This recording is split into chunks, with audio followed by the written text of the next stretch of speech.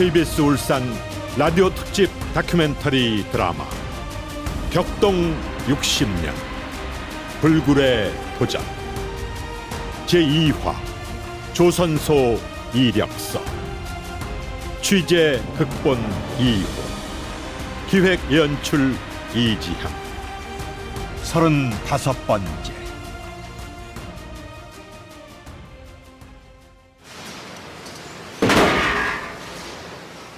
뭐 하는 겁니까 지금? 나한테 항명하는 겁니까? 도크에 금이 가거나 브로크가 깨지거나 용접 부분이 떨어져 나가 다시 선각 공장으로 들어가야 된다면 내가 모든 책임을 지겠다고 하지 않습니까? 그것은 당신의 용기 아니라 만용입니다.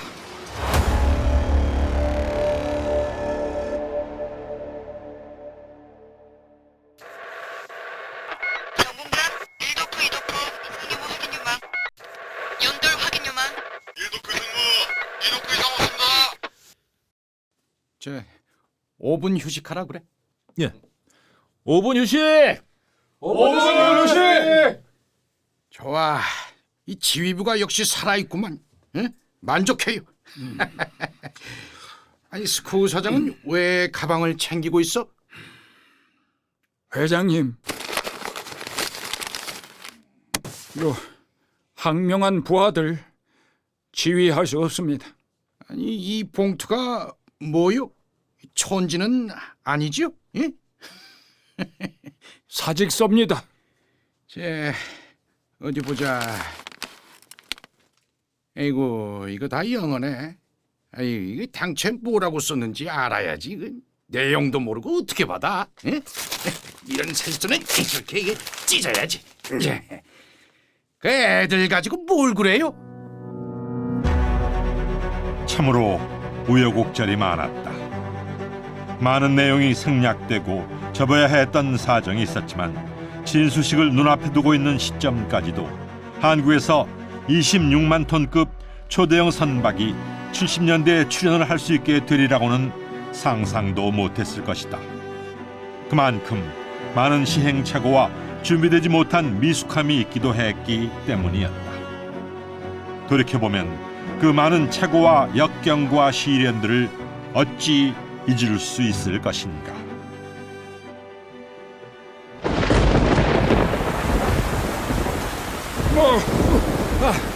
기상 알아보니까 내일 오전에는 비가 그친다고 합니다. 그러니까 내일부터 연돌 제작 들어가십시오. 내 명령입니다. 정말입니까? 마침내 굴뚝을 만드는군요. 그럼 예정 공정보다 보름 정도 앞당겨지겠네요. 그런 셈입니다. 그 연돌이 밖에서 보이는 것 중에는 제일 높고 얼굴에 비교하면 코가 세워지는 셈이니까 가장 노출이 많은 부분입니다. 이 설계팀하고 여기 와 있는 외국 엔지니어들을 전부 만나서 자문받도록 하세요. 알겠습니다. 가와사키 사장님도 다녀가셨고 하니까 거기서 온 엔지니어들 투입하겠습니다.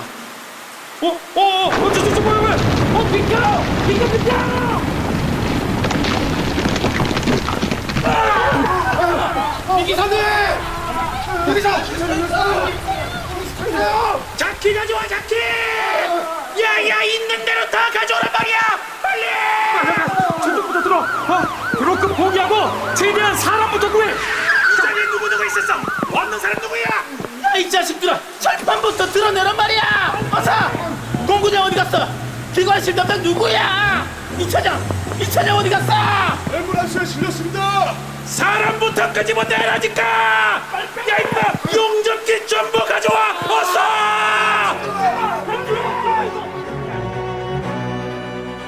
대형 사고였다. 높이 26m의 연돌 부위에 부착할 100톤 가까운 거대한 브로크가 도크를 향해 떨어진 것이다. 때마침 도크에는 숨은 제작과 함께 선박 건조와 타이밍을 맞추기 위해 수십 명의 인부들이 하늘 한번 쳐다볼 겨를도 없이 바닥만 쳐다보며 도크 공사에 정신이 없었다. 그런데 하늘에서 날벼락이 떨어진 것이다.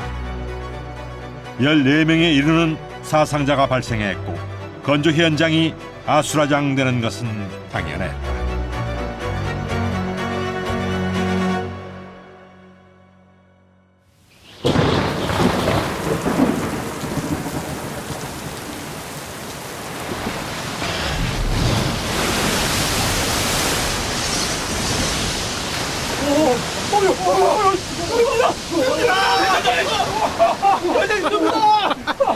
그래, 뜨는구나. 에? 뜨기 시작하는구나. 에? 이 청가본이 어딨어? 에? 그래, 아주 수고했어. 에? 됐습니다. 정확히 떠오르고 있습니다. 저 엄청난 쇳덩어리가 이 균형을 유지해가며 아주 장대하게 뜨고 있습니다. 성공입니다.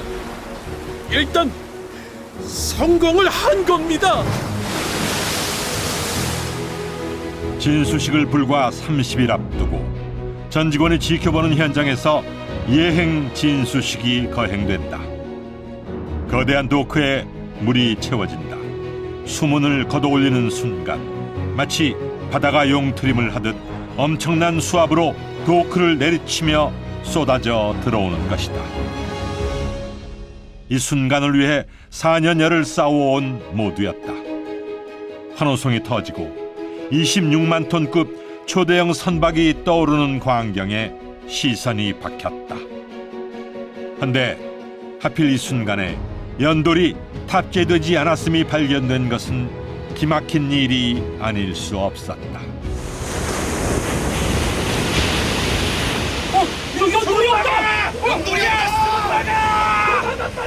이 수문을 열었는데 이제 와서 연돌 탑재가 안 됐다면 어떡하라는 거야? 에이? 이놈의 자식들아! 점검을 하라니까! 대체 뭘 점검한 거야? 돌이켜보면 사고의 연속이었다. 아무래도 처음 경험해보는 선박 건조는 숱한 시행착오를 낼 수밖에 없었다. 결과론이다. 1호선을 건조할 때까지 시행착오가 무려 104가지나 발생한다. 그럼에도 선박 건조팀의 기술진들은 용케 극복해왔다. 여하튼 시간은 숨가쁘다.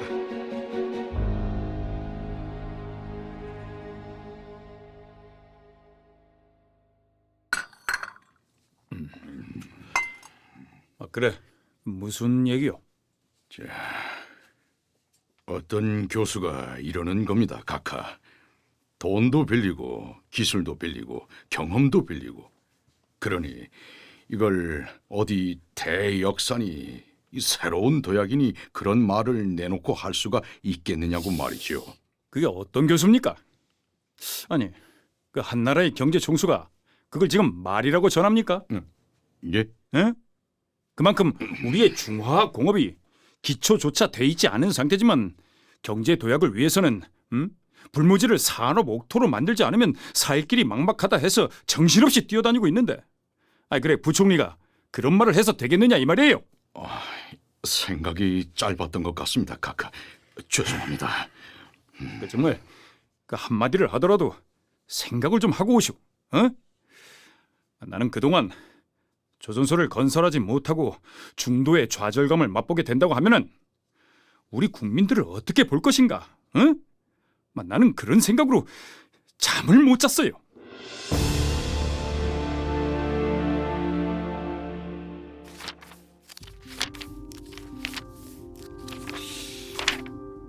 명명식 날 제1호선을 용선한 쉘 석유회사 맥파전 회장은 참석을 하는데 2호선 용선업자는 초청자 리스트에 없지 않습니까? 그건 레바노스 선주가 용선업자를 아직 못 찾았다는 얘기가 되는 건가?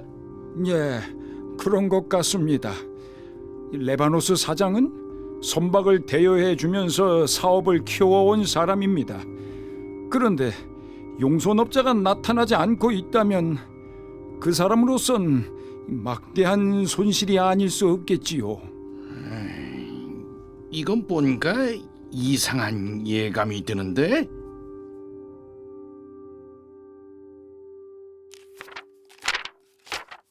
이 사람들이 참석 예정자들이요. 그 외교 사저들 전부 초청하지 그랬어. 아, 예, 알겠습니다, 각하. 현재 건설부 실무국장하고 교통부 실무국장은 미리 내려 보냈습니다. 그래. 그 명명식에서 아마 집사람이 배 이름을 명명하고 진수식으로 들어가는 모양인데 그 장명을 좀 근사하게 지어보라고 전달하시오.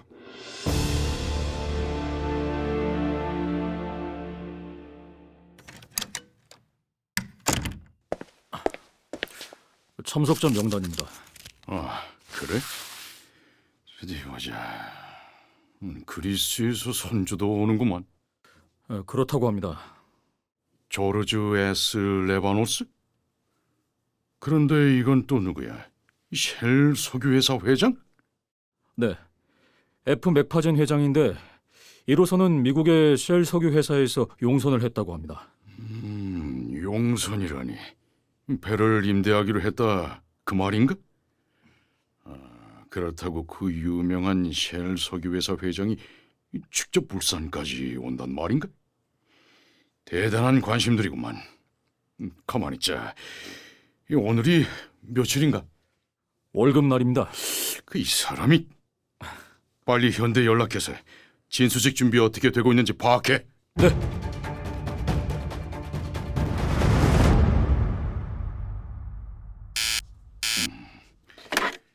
예, 접니다, 실장님.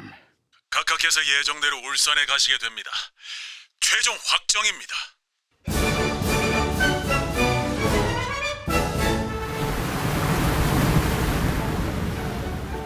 초대형 유조선 1, 2호선에 대한 명명식과 진수식이 거행되고 있었다. 명명식에는 대통령 내외분과 선주인 레바노스를 비롯해 국내의 저명 인사들이 대거 참석했다. 한국에서는 처음이었다.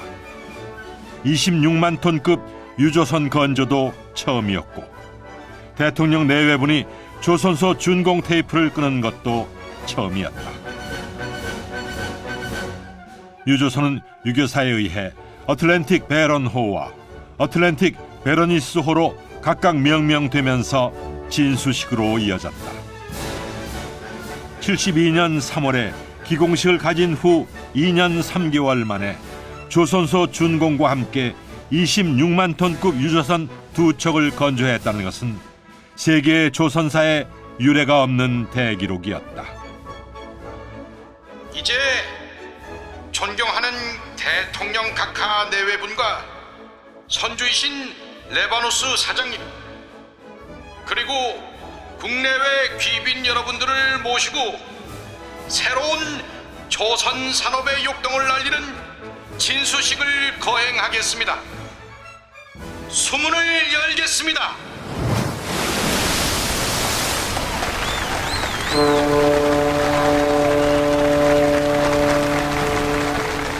대한민국 조선소의 이력서는 현대 중공업 조선소의 이력서라 해도 틀린 말이 아니다. 한국의 대형 유조선 탄생을 저지하려는 일본 측 조선소들의 집요한 방해 공작과 2호선 인수를 거부하는 레바노스 선주의 비굴한 행동 등 많은 것들을 공개할 수 없었지만 그동안 참으로 수없이 닥쳐온 고난과 역경을 헤치고 누구도 부인할 수 없는 대한민국 신개념의 조선 역사를 기록한 것이다. 이제는 미래다. 누구도 흉내낼 수 없는 그간의 저력을 자산으로 삼아 HD 현대중공업은 어떤 미래를 구상하고 있을지 자못 궁금하다. HD 현대중공업의 이상균 대표이사 사장의 강력한 추진력 속에는 대한민국 조선산업의 미래가 담겨 있는 것 같다. 특별 구성으로 이상균 사장의 구상을 통해 미래를 함께 가본다. 최근의 이슈는 환경입니다. 환경. 특히 친환경, 그린하우스 가스를 줄여야 되는 탄소까지 포함해서요, 전부. 친환경 부분에 트렌드가 너무 강해서 어떻게 하면 그런 친환경적인 배를 만들어서 제공하느냐. 이 부분에 저희들이 포커싱을 하나 하고 있고요. 그러려면 이제 연비가 좋은 거, 그 다음에 친환경 연료, 이런 부분에 대응하는 엔진, 배가 나와야 됩니다. 그래서 그런 부분 저희들이 굉장히 중점적으로 하고 있고, 비관한 애가 이제 암모니아 엔진 이런 겁니다. 이제 올해 출시를 할 건데, 그런 부분들이 앞으로 이제 잘 되면 미래를 좀 이끌어 갈 거고요. 가장 최적의 솔루션으로 가장 적은 연비로 배가 가게 만들어주는 겁니다. 그것도 자율주행으로. 그렇게 되면은 연비도 굉장히 쌀 거고요. 그래서 그런 부분 굉장히 중점적으로 지금 앞으로 미래를 추진하고 있고요. 거기다 덧붙여가지고 이제 사업의 발전적으로 보면은 이제 앞으로에는 전기가 문제가 될 것 같습니다. 전기 솔루션입니다. 그런 부분에서도 저희들이 사업하고도 연관이 있습니다. 그런 부분에서는 이제 그 SMR, 소형 원자로죠. 그러니까 굉장히 안전하고, 이 부분을 지금 미국의 테라파워하고 해서 지금 저희들이 준비하고 있는데, 이 시장도 저희들은 괜찮아 보입니다. 앞으로는 이제 왜냐하면 AI 시대 이렇게 되면 전기가 많이 필요하거든요. 전기가 지금 앞으로 굉장히 문제가 될 겁니다. 그래서 그런 부분에서 SMR 그 보고 있고요. 또 그다음에 잘 알다시피 지금 뭐 풍력 이런 부분에서도 앞으로는 이제 육상 풍력이 아니고 해상으로 지금 많이 빠져나갑니다. 저희들은 뭐 해상하면 또 강점이 있으니까 해양 사업도 저희들이 하니까. 그래서 그 깊은 바다 쪽으로 나가는 해상 풍력, 거기에 따른 변전소, 풍력이 있으면 당연히 또 전기를 모아야 되잖아요. 그래서 그런 부분에 저희들이 다 강점이 있습니다. 해양을 저희들이 하기 때문에, 조선도 하고 해양도 하기 때문에.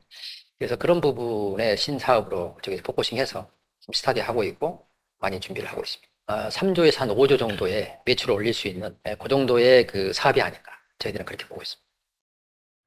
물론 경쟁자가 있을 것에 대비를 하고 있다는 것도 다부진 언급에서 느끼게 했다. 그리고 중요한 해외 시장 개척에 관해서 특히 미국 시장에 대한 구상은 어떨까? 저희들이 앞으로 가야 될 방향이 이제 해외 시장입니다. 그러니까 조선소를 저희들이 운영하는데 이 좋은 기술을 한국에서만 계속 갖고 있을 수는 없을 것 같고, 한국에 또 인건비도 올라가고, 역사적으로 보면 계속 이게 지금 이 순환을 했기 때문에, 그래서 언젠가는 중국이 지금 굉장히 추월을 해오고 있는데, 중국에 대응한다면은 우리가 어떤 해외 시장을 개척해서 중국에 대응한다면 우리 이 기술력은 계속 가지고 부가가치를 넣을 수 있다. 저희들은 이렇게 판단하고요. 그래서 이제 특히 이제 요즘 최근에는 또 미국이 또 뭐 그런 부분에 대해 굉장히 또 이렇게 오파가 오고 그래서 그 조선 얘기가 나왔는 걸로 알고 있고요. 그만큼의 이제 투자를 하는 걸로 이렇게 아마 됐을 겁니다. 그게 근간을 보면은 미국은 조선업이 완전히 무너졌습니다. 그게 이제 한 100년 역사를 가지고 오다 보니까, 특히 이제 거기 법으로 뭐를 이렇게 규제를 하다 보니까 법에 한계가 있습니다. 그러니까 법으로 그냥 보호를 이렇게 계속 해오다 보니까 경쟁력을 상실했고, 결국은 그 경쟁력 상실이 해외 시장으로는 전혀 나갈 수 없는. 그래서 지금 미국이 마켓쉐어에서 1%도 안 됩니다. 해외 시장에서의 비중이 보면은, 그거는 이제 너무 법으로 그냥 세국 정치 비슷하게 우리 배는 우리만 만들어서 우리가 운영을 해, 이런 법이 있다 보니까 이제 그렇게 된 것 같습니다. 그래서 이제 100년까지 이제 왔는데 지금 와서는 한계가 보인 거죠. 그게 가장 한계가 보인 게 중국 대비입니다. 중국 조선업이 지금 막 올라가니까. 그럼 두 나라가 경쟁을 하는데 이게 지금 엄청 처지는 거죠. 말이 안 되게 처져 있는 상태란 말이에요. 트럼프는 알죠. 그러니까 이게 우방에서 좀 도와줘라 이렇게 된 거고, 이게 이번에 관세 협상에서도 그게 화제가 된 거고, 그 카드로 쓴 것 같습니다. 그렇게 해서 하면은 미국 입장에서는 그 투자를 하라는 거죠. 자기 조선소들을 사거나 와서 운영을 해달라. 잘 안 되니 이 얘기입니다. 근데 우리는 거기 들어가는 것보다는 우리한테 물량을 주세요. 그럼 우리가 만들어 드릴게. 이거에 약간 이제 갭이 좀 있습니다. 그래서 이런 거를 좀 풀어가야 됩니다. 대부분 다 보고 갖고 그분들이 공통적으로 느낀 거는 서프라이즈입니다. 와, 조선소 이렇게 훌륭한 조선소가 있다는 거에 대해서 지금까지 몰랐다. 이런 반응입니다.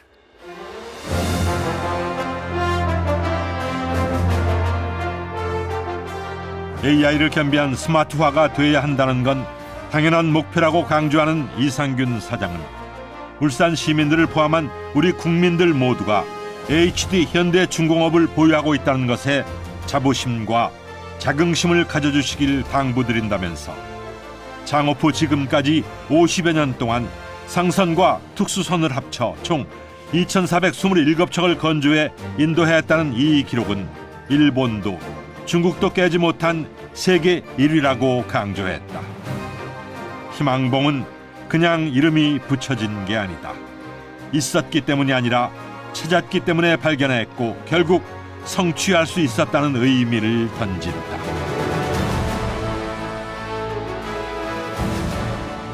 그동안 애청해주신 제2화 조선소 이력서는 35번째로 막을 내리고 다음 주 월요일부터 제3화 자동차 산업의 영웅 포니의 탄생 비화가 방송됩니다.